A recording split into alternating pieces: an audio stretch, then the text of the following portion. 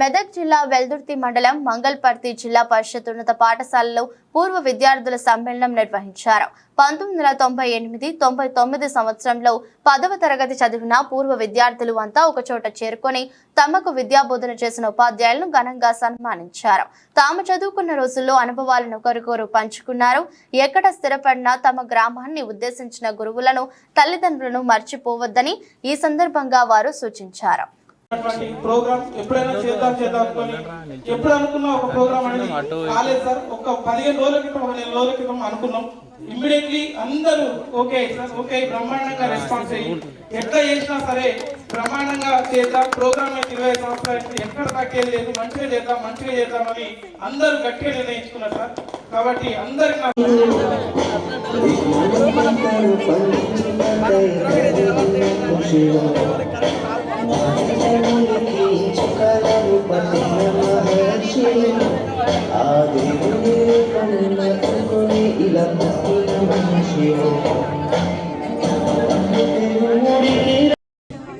ఇంకా 3:30కి వెళ్ళేస్తాం కార్యక్రమాలు. 3 గంటలకు వెళ్ళేసి అందుకని మీరు జాగ్రత్తగా అదొకటి నేర్చుకోండి. ఇంకొకటి చివరి పాయింట్ ఏంటంటే 4 అంశాలు, 4 గుర్తుపెట్టుకోండి.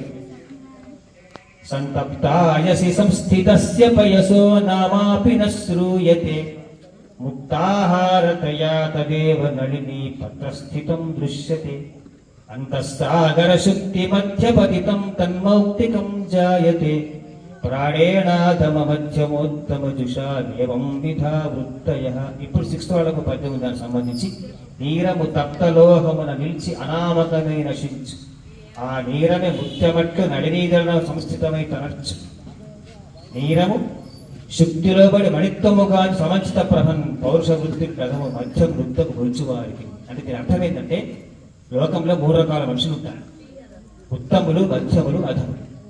ఉత్తముల గుణం ఎలా ఉంటుందంటే నాకు ఎంత కష్టమైనా సరే కానీ అందరూ బాగున్నారని కోరుకుంటారు. సర్వేత్ర సుఖినస్సంతు సర్వే సంతు నిరామయ సర్వే భద్రాన్ని పశ్యంతు మా కష్ట దుఃఖ భాగవలేదు. అలాంటి వాళ్ళు ఉత్తములు. అలాంటి వాళ్ళు ఎక్కడో 1 కోటికో ఎక్కడో ఎప్పుడో పుడతారు వాళ్ళు మహానుభావులు. రెండవ వాడు మధ్యములు. మేము బాగుండాలి, అందరూ బాగుండాలని కోరుకుంటాం. మనం ఉత్తములుగా ఈ కాలంలో కష్టమే ఉండడం, కానీ మధ్యములుగా ఉండే అవకాశం ఉంటుంది. మనం బాగుందాం, అందరూ బాగుండాలి కోరుకుంటాం. ఇది మధ్యముల యొక్క లక్షణం. 3వ వ్యక్తి నేను ఒక్కడే బాగుండాలి, మీరు ఎవరు బాగుండకూడదు. మనకి వాడికి చాలా ఎక్కువ మాయమైపోతున్నాడమ్మా మనిషి ఉన్నవాడు, మత్సుకైనా లేడు చూడు మానవత్వం ఉన్నవాడు అంటాడు ఉన్నారు. ఇవాళ మనము జీవిస్తే నటిస్తున్నాం. ఒకప్పుడు జీవించినాం. వాళ్ళందరూ మేము కాకులు కాల్చుకుంటున్నాము. ఎప్పుడైనా ఇవన్నీ కూడా పల్లెక నీరు పెడుతుందో కనిపించదు. ఒక పాఠశాల పాడ మీరు వినండి, ఏడుపు వస్తామంట పాడ వింటే. ఆ వృత్తులేడు పని ఎవరు ఎడిపోయినాయి మనకు. కాబట్టి జ్ఞాపకం చేసుకుందాం ఒకసారి. మరి అధముల యొక్క లక్షణం అట్లా ఉంటుంది. ఇంకోడు నా చివరి వ్యక్తి, వాడు ఎవరు చెప్పలేకపోతాం వాడి గురించి. వాడు ఏమిటి అంటే నేను బాగలేకున్నా మీరు మాత్రం బాగుంటుంది. ఈ వాడి లక్షణం అధమాధములు అంటాం వాడు. మరి మనం ఏ లక్షణం మనకు ఆ విషయాలు తెలుసు, ఎవరికి వాడికి ఆ విషయం తెలుసు. ఆత్మసాక్షి అందరికీ గుండెనే సాక్షి, ఆత్మసాక్షి. ఎవరికి వాళ్ళు తప్పు చేసిన విషయం తెలిసి తప్పు చేస్తున్నాం. మనం బాగా చదువుకున్నటువంటి వాడే రెడ్ సిగ్నల్ పడ్డాక బండి తీసుకొని పోతున్నారు, సిగ్నల్ పెట్టి గాడి వెళ్ళిపోతున్నారు. వాడు చదువుకున్నవాడు పోవట్లేదు, చదువుకున్నవాడు పోతున్నాడు. వాడి జ్ఞానం ఎక్కడ పోయింది, వాడి యొక్క తెలివి ఎక్కడ పోయింది, ఎందుకు దాడుతున్నాడు? ఇదే రాధికా థియేటర్ దగ్గర ప్రత్యక్షంగా మేము చూస్తుండగా రెడ్ సిగ్నల్ పడింది, వాడు కారు తీసుకొని వస్తున్నాడు. సిగ్నల్ పడ్డా ఆపకుండా వస్తుంది. ఇక్కడ బైక్ నుంచి అమ్మాయి కూడా ఆ రోడ్ నుంచి అమ్మాయి వస్తుంది. బాబు బైక్ నుంచి చిన్న అమ్మాయి, ఇంజనీరింగ్ చదువుతున్న అమ్మాయి కరెక్ట్గా అక్కడ వచ్చింది. వాడు వచ్చి కారు వచ్చినట్టు అక్కడ స్పాట్ చచ్చిపోయింది. కారణం వాడు మైనర్, వాడికి లైసెన్స్ లేదు, బండికి నంబర్ లేదు, వాడు కార్ డ్రైవింగ్ తీసుకుంటూ వస్తున్నాడు. దీనికి బాధ్యులు ఎలా తీసుకున్నాం? మనం తీసుకున్నాం ఇక్కడ. కాబట్టి దీనికి ముఖ్య కారణం తల్లిదండ్రుల కారణం. ఈ పిల్లలు పెంచాలంటే పిల్లలకు మనం వేయడం చెప్పినట్టుగా తల్లిదండ్రులు వాళ్ళకు మొట్టమొదటి సంస్కారం నేర్పండి పిల్లలకి. ఇవాళ నేను గండిపై సమాజ దగ్గర ఉంటున్నాను. దాని పక్కన దాని దగ్గర అక్కడ నేను చూస్తాను కాలేజీ పిల్లలు చూస్తుంటే సగం బట్టలు వాళ్ళు దేహమంతా కనబడుతూ ఉంటుంది. చేతులకు గాజులు ఉండవు, ముఖానికి బొట్టుండదు, నెత్తిన పోసుకొని వెళ్తుంటారు. వాళ్ళు ఎటుపోతున్న సంస్కృతి వాళ్ళు అయ్యేవారు ఏం చేస్తున్నట్టు ఒక్కసారి మనం ఆలోచన చేద్దాం. వాళ్ళ గురించి కనీసం మనం బట్టలు మంచి వేసుకోకుండా పోయి విలీమెంట్ ఎక్కడ ఇస్తాం, మాట్లాడతాం. మళ్ళీ మహిళా సంఘాలు వేస్తాయి, మాకు బట్టలు కూడా మీకేం అవసరమే అంటారు. దేహధర్మం ఏంటిది అంటే మనం దాని యొక్క నేను మీకు చెప్పవలసిన అవసరం. చాలా మంది పెళ్ళినటువంటి వాళ్ళు ఉన్నారు ఇక్కడ. ఎవరు ఎట్లా ఉంటుందో వాళ్ళ యొక్క ఆవేశం ఎట్లా అందరూ చేస్తాం. కామాత్రం అనామ్న భయం కావచ్చారు. కామం గల వాడికి ఎటువంటి యొక్క వాడికి బంధుత్వం లేదు, వావి లేదు, వసలు ఏమి ఉండవు వాడికి. కనుక మనం జాగ్రత్తగా ఉండాల్సిన అవసరం ఉంది. మన పిల్లలు జాగ్రత్తగా పెంచాల్సిన అవసరం ఉంది. కాబట్టి అందరం కూడా, ఎందుకంటే తల్లి తండ్రి యొక్క చేసిన పాపమే పిల్లలకు వస్తేవాళ్ళు ఒకసారి మనకి చెప్పారు ఇప్పటిదాకా న్యాయంగా ఉన్న ధర్మంగా ఉండమని చెప్పి. మీరు న్యాయంగా సంపాదించాలి, ధర్మంగా సంపాదించాలి. లేకపోతే మీ సంపాదన పిల్లలకు రేపు పొద్దునట్టు అది అరాచకంగా మారిపోతుంది. వాడు దురదృష్టవంతుడు వాడు. ఏదో మీరు సంపాదించుకోండి, కానీ దాన్ని ధర్మంగా సంపాదించండి. వాళ్ళు గౌరవించే ప్రయత్నం చేయండి, లేకపోతే మీకు ఏ తరాల పాపం మీ ఏమరుస్తుంది. మనం ఒకసారి అనుకుంటాం అందరం కూడా ఈ పని మీద ఇట్లా అయిపోయామనుకంటే ఇక్కడ మన యొక్క తాత తాత తాత తాత తాత తాత ఆ పని చేసే పాపం మనకు వచ్చింది వాడికి.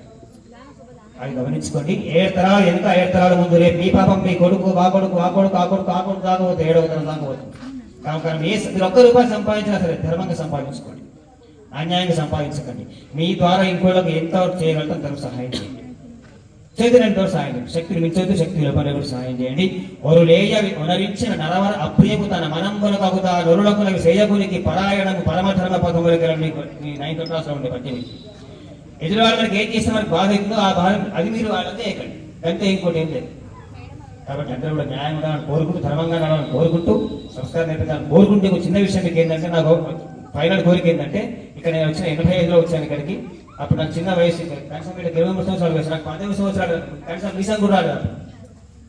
అటువంటి సమయంలో నా విద్యార్థికి వీసా వచ్చి వాడు పెద్దగా ఉండేటువంటి వాడు కదా. మన మీకు అందరికీ సర్దార్ అనే పిల్లవాడు ఉండే, మాకు చనిపోయిన బాధ అనిపించింది. ఫస్ట్ క్లాస్లో ఉండే సర్దార్ ఉండే, వాడు చేతి ఇట్లా ఉంటే వాడు రాకపోతే కొడితే స్ప్రింగ్ లాగా లేసా కట్టే ఇట్లా లేసేది, అంత గట్టి ఉండే ఆ పిల్లవాడు. అటువంటి దాంట్లో నేను ఉద్యోగంలోకి వచ్చిన 85-86లో వచ్చిన తర్వాత 86వ సంవత్సరం ఏప్రిల్లో 7th క్లాస్ ఉండే ఎగ్జామ్స్ నడుస్తుంటే అప్పుడు ఆల్బర్ట్ సార్ ఉండే. ఆయన వచ్చేసి ఏం చెప్పిండంటే, సార్ శర్మసార్ కొంచెం మీరు పిల్లలకు ఆబ్జెక్ట్ చెప్పండి. ఆయన పరీక్ష రాస్తుంటే ఆన్యువల్ ఎగ్జామ్, అదే సార్ నన్ను ఇంత మేము ఇట్లా ఇది చేస్తుంటే ఇది మీరు చూసుకుంటామని చెప్పారు. ఏంటంటే నీకు ఏం తెలియదు, ఇప్పుడు కొత్తగా వచ్చిన ఉద్యోగంకి నీకు ఏది కూడా కావచ్చు, నీకు అనుభవాలు చాలా కావాలి, చెప్పింది ఏమన్నా అంటే అక్కడి నుంచి జీతం ఆలోచి పడిపోయినా ఇప్పటిదాకా దిగజాలేపోయింది.